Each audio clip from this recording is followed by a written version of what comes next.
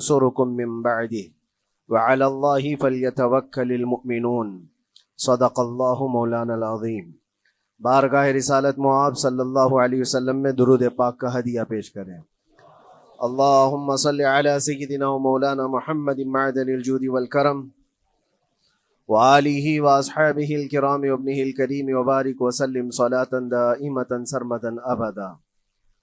اللہ عز و جل قرآن عظیم میں فرماتا ہے اگر اللہ تمہاری مدد کرے تو کوئی دوسرا غالب آ ہی نہیں سکتا۔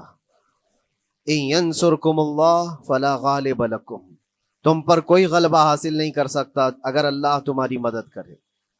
وَإِن يَخْذُلْكُمْ فَمَنْ ذَا الَّذِي يَنصُرُكُمْ مِنْ بَعْدِهِ، اور آگے اللہ فرماتا ہے اور اگر اللہ تمہیں چھوڑ دے یا گرا دے تو کون ہے اس کے بعد جو تمہاری مدد کرے؟ کوئی ہے جو اللہ کے علاوہ تمہاری مدد کر سکتا ہے؟ جب نہیں ہے تو پھر آگے ہونا کیا چاہیے؟ وَعَلَى اللَّهِ فَلْيَتَوَكَّلِ الْمُؤْمِنُونَ، تو مومنوں کو چاہیے کہ وہ صرف اللہ پر بھروسہ کر کے رہیں۔ فتح، نصرت، مدد، یہ سب جو چیزیں ہیں بہت سارے لوگوں کے ذہن و دماغ میں ایسے ہے کہ فوراً آ جانا چاہیے۔ کوئی بھی فتح ہو، کوئی بھی مدد ہو، بغیر تمہارے اسٹرگل کیے ہوئے، بغیر مصیبت اٹھائے ہوئے نہیں ملے گی۔ اگر فتح و نصرت یوں ہی آپ کو روزانہ ملنے لگ جائے تو کیا رسول پاک صلی اللہ تعالی علیہ وسلم مدینہ طیبہ میں بیٹھ کر دعا کرتے تو ساری چیزیں فتح یاب نہیں ہو جاتی؟ آپ صلی اللہ تعالی علیہ وسلم کو بدر میں جانے کی ضرورت کیا پیش آتی؟ احد میں اپنے 70 جوان صحابہ کی شہادت پیش کرنے کی ضرورت کیا پیش آتی؟ اور اسی طرح سے خیبر ہو کہ حنین ہو کہ طائف ہو، کتنی جنگیں ہیں جس میں اپنی جان کی بازی لگائی صحابہ نے۔ سب سے بڑا معرکہ تو کربلا کا دیکھیں آپ، جہاں پورا کا پورا خاندان شہید ہو گیا ہے۔ تو فتح و نصرت بغیر قربانی کے اور بغیر تکلیف کے ایسی ہی آ جائے؟ آج کے زمانے میں ہم سوچ کر کے بیٹھے، ایسا نہیں ہوتا۔ اسلام زندہ ہوتا ہے ہر کربلا کے باہر، اور اللہ کی مدد آتی ہے، یہ بھی نہیں ہے کہ نہیں آئے گی۔ کچھ لوگ مایوس ہوتے ہیں، کچھ لوگ نروس ہو جاتے ہیں اور بھاگنے پر مجبور ہوتے ہیں۔ یہ امتحانات کی گھڑی ہوتی ہے۔ ایک حدیث پاک میں آپ کو بتاتا ہوں، اللہ کے نبی صلی اللہ تعالی علیہ وسلم ارشاد فرماتے ہیں کہ آخر زمانے میں ایک ایسی عظیم جنگ ہوگی ایمان والوں کی اور رومیوں کے درمیان۔ کفار و مشرکین ہیں اور مسلمین ہیں۔ اس کو ملحمۃ الکبریٰ کہا گیا ہے، قیامت سے قریب ہونے والی یہ سب سے بڑی جنگ ہے۔ اسی سے آپ اندازہ لگائیں، اللہ کے حبیب صلی اللہ علیہ وسلم ارشاد فرماتے ہیں کہ اس میں کفار و مشرکین 80 جھنڈوں کے نیچے آئیں گے اور ہر جھنڈے کے نیچے 12,000 کی فوج ہوگی، جو تقریباً حساب کرنے پر 9,60,000 کی فوج بن جاتی ہے۔ اگر وہ مومنین سے مقابلہ کرنے کے لیے اتنی بڑی فوج ایک جگہ جمع ہوتی ہے تو پھر اس جنگ کا اندازہ کریں کتنی بڑی۔ اس کو الملحمۃ الکبریٰ کہا گیا ہے اس لیے کہ اس میں گوشت کے چھیتڑے اڑیں گے۔ ملحمہ جو کہا گیا ہے عربی میں کہ گوشت کے ٹکڑے ٹکڑے دیکھے جائیں گے، اس قدر اس میں جانے جائیں گی۔ اس جنگ کے متعلق جو اللہ کے حبیب صلی اللہ علیہ وسلم نے پیشین گوئی کی ہے، جو پہلے سے خبر دی ہے، وہ کیا ہے؟ فرمایا کہ پہلا دن جب ہوگا مقابلہ کا تو اس میں مسلمانوں کی جماعت میں تعداد کتنی ہوگی یہ تو نہیں بتایا گیا۔ کفار و مشرکین کے تو بتایا کہ 80 جھنڈوں کے نیچے آئیں گے، لیکن مسلمان اور مومنین جو لڑ رہے ہیں ان کی تعداد کا کوئی علم نہیں ہے ہمیں، لیکن یہ پتا ہے کہ ان میں سے 1/3 ایک پوری جماعت کا 1/3 حصہ میدان چھوڑ کر بھاگ جائے گا۔ جنگ میں سے وہ میدان چھوڑ کر بھاگ جائیں گے جب اتنی شدت کی چیز ہو رہی ہو، مصیبت آ گئی ہے، تکلیف آ گئی ہے، 1/3 میدان چھوڑ کر بھاگ جائیں گے۔ اور ان پر کیا فرمایا حضور پاک صلی اللہ علیہ وسلم؟ فرماتے ہیں وہ دنیا کے روئے زمین کے بدترین لوگ ہوں گے، ان کی توبہ بھی قبول نہیں ہوگی، وہ سب سے بدترین لوگ ہوں گے، پیٹ دکھا کر جو نکل چکے۔ دوسرا مرحلہ آئے گا، دوسرا پڑاؤ، ایک بہت سخت سٹرگل کرنے والا میدان ہے، مصیبت اٹھا رہے ہیں، مشقت اٹھا رہے ہیں۔ دوسرا دن ایسا ہوگا کہ مومنین کی جماعت کا 1/3 1/3 حصہ شہید ہو جائے، قتل ہو جائیں گے۔ سوچو یہ بہت بڑی بات ہے۔ یہ دونوں چیزوں پر میں آج آپ سے گفتگو کرنا چاہتا ہوں۔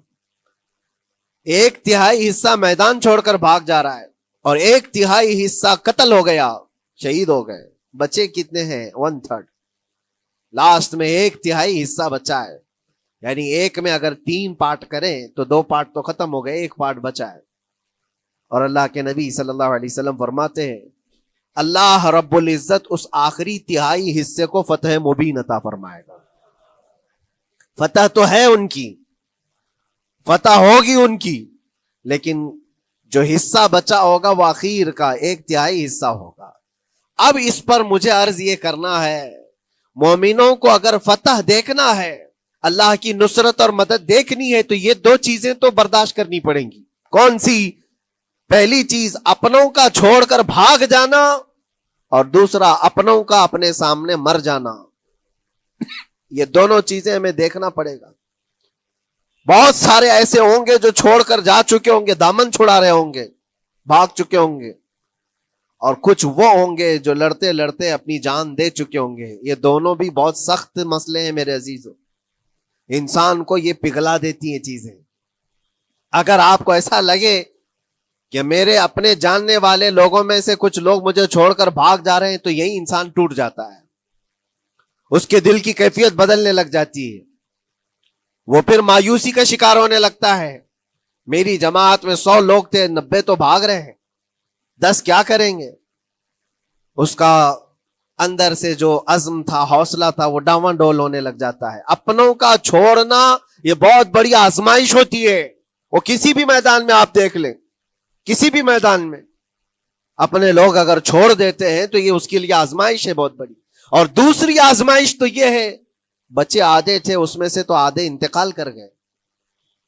کبھی میرا عزیز دوست، کبھی میرا عزیز مشورہ دینے والا مشیر، کبھی بہت زیادہ مجھے سپورٹ کرنے والا، ایسے لوگ جب انتقال کرنے لگ جائیں تب پھر آدمی پھر ٹوٹ جاتا ہے۔ کچھ تو بھاگ گئے اور کچھ تو قتل ہو گئے، میں کیا کروں گا؟ میرے عزیزوں، جو آخر میں بچنے والے لوگ جو ہوتے ہیں نا، وہ معمولی نہیں ہیں، وہ اللہ کی ذات پر سب سے زیادہ توکل کرنے والے لوگ ہیں۔ ان کو کوئی چیز ہٹا نہیں سکتی، اپنوں کی بے وفائی بھی ان کے قدموں میں لرزہ نہیں لاتی، اور اپنوں کا انتقال ہو جانا بھی ان کے حوصلوں کو نہیں توڑتا، تبھی جا کر کے اللہ تعالیٰ انہیں فتح مبین عطا فرماتا ہے۔ اور یہ چیز ملحمت الکبریٰ میں دیکھی جانے والی تھی، جو قیامت کے قریب ہونے والی جنگ ہے۔ لیکن میرے عزیزوں، آج ہم نے اپنی آنکھوں سے یہ مشاہدہ کیا ہے، غزہ کی سرزمین پر، فلسطین میں 15 مہینے کے بعد آج صہیونی حکومتیں اور یہودی غاصب حکومتیں صلح کرنے پر اور ایگریمنٹ کرنے پر مجبور ہو گئی۔ دنیا ان کے منہ پر تھوک رہی ہے، تم 50,000 سے زیادہ لوگوں کو قتل کر کے صرف 200 لوگوں کو چھڑانے کے لیے آج بھی فتح کا جشن منا نہیں پا رہے ہو، بلکہ پھر جھک کر کے ان کے ساتھ معاہدہ ایگریمنٹ کرنے پر مجبور ہو۔ یہ فتح ان بچوں کی نہیں ہے تو اور کیا ہے، ان مظلوموں کی نہیں ہے تو اور کیا ہے، جن کے پاس کھانے کو روٹی نہیں ہے اور پہننے کو کپڑے تک نہیں رہ گئے، ان کے علاج معالجے کے لیے دوائیاں نہیں رہ گئی، لیکن عزم اور حوصلہ ایسا ہے کہ اللہ ابھی ہمارے ساتھ۔ میرے عزیزوں، ان کے توکل اور ان کے عزم کے متعلق یہ صرف اور صرف اخبار کی باتیں نہیں ہیں، سوشل میڈیا کی باتیں نہیں ہیں۔ مخبر صادق رسول کریم صلی اللہ علیہ وسلم نے 1400 سال پہلے ہی بشارت دی تھی۔ اللہ کے نبی صلی اللہ علیہ وسلم فرماتے ہیں کہ دمشق کے ابواب یا پھر بیت المقدس کے آس پاس رہنے والوں میں ایک جماعت ہمیشہ قیامت تک ایسی رہے گی جو حق کے لیے لڑتی رہے گی۔ حضور پاک صلی اللہ علیہ وسلم فرماتے ہیں حق کے لیے وہ لڑتی رہے گی، قیامت تک ایک جماعت ہوگی۔ اور ان کی فضیلت میں میرے آقا فرماتے ہیں کہ ان لا یضرهم خذلان من خذلهم، ان کو دھوکہ دینے والوں کا دھوکہ ان پر کچھ اثر نہیں کرے گا، یا پھر ان کو چھوڑ دینے والے یا ان کی بات نہیں کرنے والے، یہ سب چیزیں ان کو کچھ بھی ضرر نہیں پہنچائیں گی۔ میں اس سے قبل اسی مسجد میں آپ کے पास इस हदीस को दोहरा चुका हूं, बयान कर चुका हूं। अल्लाह के नबी सल्लल्लाहु अलैहि वसल्लम फरमाते हैं उनको कोई चीज नुकसान नहीं पहुंचाएगी, धोखा देने वालों की धोखाधड़ी उनका कुछ नुकसान नहीं पहुंचाएगी। आप हो सकता है सवाल करें, इमारतें टूट कर राख में बदल गई, हजारों बच्चे कब्रों में सो गए, कितनी औरतें बेवा हो गई, कितनों के घर उजाड़े गए, कितनों के हाथ पैर तोड़े गए हैं, बमबारी में वहां पर कौन सही सलामत रहा? 2 लाख के करीब लोग मुतासिर हुए, और मौलाना आप कहते हैं हुजूर ने फरमाया हदीस में उनको कुछ नुकसान नहीं होगा। ये नुकसान नहीं है तो और क्या है? हो सकता है आपके जहन में ये सवाल गर्दिश कर रहा हो, आप बार बार ये सोच रहे होंगे अल्लाह के नबी ने फरमाया उनको कोई चीज नुकसान नहीं देगी, धोखा देने वालों की धोखाधड़ी से उनका कुछ बिगड़ेगा नहीं। इतना तो बिगड़ चुका, पूरा राख में बदल गए, इलाज कराने के लिए दवाई तक नहीं है, तो फिर क्या? अल्लाह के नबी ने क्या फरमाया कि उनको नुकसान नहीं पहुंचेगा, उनको जरर नहीं होगा। फिर ये सारी तकलीफें और ये जरर क्या है? मैं बताता हूं मेरे अजीजों, जिस्म का नुकसान, जान का नुकसान, माल का नुकसान, जायदाद का नुकसान, ये अल्लाह के नबी ने नहीं फरमाया। ये नुकसानात मोमिन के लिए कोई माने नहीं रखते। अगर ईमान सलामत है तो पूरी कायनात सलामत है, और ये अल्लाह तबारक व तआला ने आज तक उनके साथ रखा है, उनका ईमान महफूज है, ईमान मौजूद है, जिसकी वजह से ये सारे नुकसानात कुछ माने नहीं रखते। इसलिए कि ये तकलीफें, ये जो सारी मुसीबतें आई हैं, इस पर तो अल्लाह ताला ने अजर अजीम का वादा फरमाया है, अजर अजीम का वादा फरमाया है। हाँ, अगर ईमान ही चला जाता तो फिर कौन सी जन्नत मिलती, कौन सी खुशबू जन्नत पाते? कुछ नहीं होता। ईमान सलामत है, जिसकी वजह से उन्हें दुनिया में भी अल्लाह सुरखरुई अता फरमाएगा।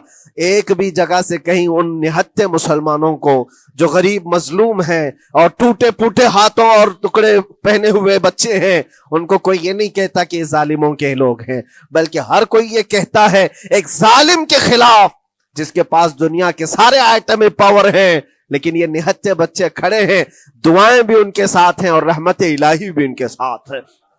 सलाम है उन गजा के मजलूमीन को।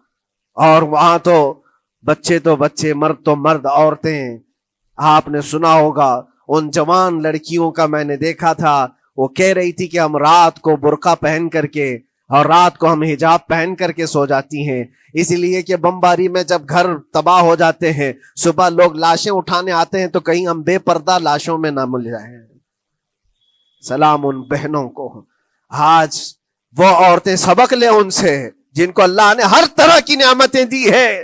तुम्हारे घर में जायदाद बेपनाह है, माल और दौलत बेपनाह है, कपड़े रोज बदलने के लिए तुम्हारे पास है, सब रख करके तुम औरतों को आज हम बाजारों में जो बेपर्दा देखते हैं, ये शादी महलात में हर जगह जो औरतों की बेहयाई और बेपर्दगी देखकर फिर मैं सोचता हूं सलाम उन बहनों को जो मौत की रात भी हिजाब हटाना नहीं चाहती, इसलिए कि दुनिया से जाएं तो अल्लाह की बारगाह में हिजाब के साथ जाएं। ये ईमान हो तो फिर अल्लाह तबारक व तआला की मदद भी आती है, नुसरत इलाही आती है। मुझे बताओ मेरे अजीजों, 50,000 का खून कर देने वाला वो जालिम और गासिब इसराइल, वो अपने 200 कैदियों को छोड़ा क्यों नहीं सका? वो हासिल क्यों नहीं कर सका 200 लोगों को, बल्कि उनमें से 5 लोगों को क्यों नहीं हासिल कर सका? 50,000 को कत्ल कर डाला, और वो भी सिविलियंस को, शहरियों को, जिनसे तुम्हारा मुकाबला है, उनकी मौत की तो कोई खबर ही नहीं आती। जो तुमसे बरसरे पैकार हैं, जो लड़ रहे हैं, उनके मौत की खबर नहीं आती। बच्चों की मौत, औरतों की मौत, हॉस्पिटल में मौत, ये सारा जो नाच देखा गया है 15 महीने से हम देखते आए। लेकिन अफसोस इस बात का है मेरे अजीजों, अल्लाह का अजाब उन जालिम बादशाहों पर भी आएगा जो इनकी मौतों पर देखकर तमाशे कर रहे हैं। वो अपनी अय्याशियों में मसरूफ हैं, वो अपने ऐश कदों में शराब नोशी और कबाब खोरी पर मसरूफ हैं, और इन बच्चों की तड़पती हुई लाशों पर वो अपनी कुर्सियां सजाए बैठे। वो अरब के जालिम बादशाह कहां हैं जिनके घरों में सोने के टॉयलेट बनाए गए हों, जो सोने की कुर्सी पर बैठ करके हुकूमत और तख्त बिछाते हो? मेरे अजीजों, उनकी भी पकड़ आने वाली है, आप इंतजार करो, क्योंकि अल्लाह ताला कुरान में फरमाता है वसयअलमुल्लज़ीन ज़लमू अय्य मुनक़लिबिन यनक़लिबून, अनकरीब जुल्म करने वाले ये पहचान लेंगे कि अल्लाह उनको किस पलटी में गिराएगा। وہ کس پلٹی میں کس کھائی میں جا کر کے گریں گے اندازہ کرو۔ ظالم صرف وہی نہیں ہے جو بمباری کرتا ہے اور قتل عام کرتا ہے، ظالم وہ بھی ہے جو تماشائی بن کر کے لوگوں کا سپورٹ کرتا ہے، ان لوگوں کو سراہتا ہے جو ظلم کر رہے ہیں۔ افسوس کا مقام ہے، وہ چیختے رہ گئے، چلاتے رہ گئے ہیں، اور پھر اخیر میں وہ بچوں نے پکار کر کے یہ بھی کہا ہمیں کسی جگہ سے مدد کی امید نہیں ہے، نہ ہمارے پڑوسی ملک سے، نہ کسی بہت بڑے مسلم بادشاہ سے، ہمیں امید ہے فتح کی اور مدد کی تو پروردگار عالم سے ہے۔ اور یقیناً مومنوں کے لیے اللہ نے یہی فرمایا وَعَلَى اللَّهِ فَلْيَتَوَكَّلِ الْمُؤْمِنُونَ، اور مومنوں کو چاہیے کہ صرف اللہ ہی پر بھروسہ کریں۔ میں نے دیکھا ہے میرے عزیزوں، یہ دنیا صرف اور صرف لالی پاپ پکڑا سکتی ہے تمہیں، ان کے ہاں مدد کی کوئی گنجائش نہیں ہے، یہ ہمارے ساتھ کھیلتے ہیں، ان کے دلوں کے اندر سے رحم غائب ہے، یہ بچوں کی تڑپتی ہوئی لاشوں کو دیکھ کر کوئی آواز تک نہیں اٹھاتا، جو آواز اٹھانے والا اس کو کیس کر کے بند کر ڈالیں گے۔ جو بھی اگر مظلوموں کے لیے آواز اٹھائے، ان کا پرچم لہرائے، تو کتنے تو یہاں پر FIR ہو گئے، بند کر دیے گئے۔ کیوں؟ مظلوموں کے لیے آواز اٹھانا کیا یہ ہمارا رائٹ نہیں ہے، ہمارا حق نہیں ہے؟ تم ظالموں کے لیے علل اعلان بات کر سکتے ہو، ہم مظلوموں کی بات بھی نہیں کر سکتے، کیسی بات ہے؟ میرے عزیزو، ہم جس دنیا میں جی رہے، اسی لیے میں آپ سے کہتا ہوں اٹھو وہ گر نہ حشر نہ ہوگا پھر کبھی، دوڑو کہ زمانہ چھال اپنی چل گیا، قوت عشق سے ہر پست کو بالا کر دو، دہر میں نام محمد سے اجالا کر دو۔ تمہارے پاس طاقت و قوت نام کی کوئی چیز ہے تو وہ ایمانی طاقت ہے، باقی کوئی چیز، کوئی طاقت و قوت تمہاری مدد نہیں کرے گی۔ وہ قوت ایمانی ہے جو بدر میں صحابہ کے ساتھ تھی، وہ قوت ایمانی ہے جو احد میں بھی صحابہ کے ساتھ تھی، وہ ایمانی طاقت و قوت کا جوش ہی ہے جو 4000 ہوتے تو 40,000 پہ بھاری ہوا کرتے تھے، وہ ایمانی طاقت و قوت ہی ہے جس پہ اللہ کی مدد اور نصرت آتی ہے۔ آج مومنو، آپ سب سے زیادہ اللہ پر توکل کرو، اللہ پر بھروسہ کرو۔ میں نے دیکھا ہے میرے اپنے معاملات میں، 8 مہینے تک میں اسٹرگل کرتا رہا، پل پل دیکھتا رہا، اور ایسی زمین پر مجھے لٹایا جاتا جہاں فرشی بھی نہیں ہے، پتھروں کی زمین پر لیٹ لیٹ کر کے ہماری کمر ٹوٹنے پر آتی۔ اس وقت لوگ یہ کہتے فلاں کی طرف سے مدد آ جائے گی، فلاں کی طرف سے مدد آ جائے گی، ہم نے یہ لائن بھی لگا دی ہے، یہ سورس بھی لگا دیا ہے، ہر طرف دیکھتا رہا، اخیر میں پھر یقین ہوا مدد کہیں سے نہیں، میرے پروردگار سے ہی آئے گی۔ اللہ ہی مدد کرتا ہے مومنوں کی، بس یہ ہے کہ صبر ضروری ہے اور تھوڑی مصیبت اٹھانا ضروری ہے، اس لیے کہ مزاج ہے اسلام کا، اسلام زندہ ہوتا ہے ہر کربلا کے بعد۔ اپنی قربانیاں دو اور قربانیاں ضائع نہیں ہوتی، رنگ لائیں گی، ہماری شہادتیں رنگ لائیں گی، ان بچوں کی شہادتیں رائے گاہ نہیں جائیں گی جو 40,000 کے قریب شہید ہو چکے ہیں، وہ رنگ لائے گی۔ فتح بیت المقدس کے لیے ان کی قربانیاں، ان کی شہادتیں ایک عظیم باب بن کر کے نکلیں گی، ایک عظیم دروازہ بن کر کے نکلیں گی۔ آپ انتظار کرنا، وہ دن قریب آ رہا ہے جس کے متعلق میرے مصطفیٰ نے بشارتیں دی ہیں۔ ایک وقت وہ آئے گا جب امام مہدی کا ظہور ہوگا اور صرف پرچم اسلام لہرائے گا، وہ دن آئے گا، یہ قربانیاں ضائع نہیں جائیں گی میرے عزیزوں۔ اور اللہ کریم نے قرآن میں فرمایا، آپ لوگ ڈرتے ہوں گے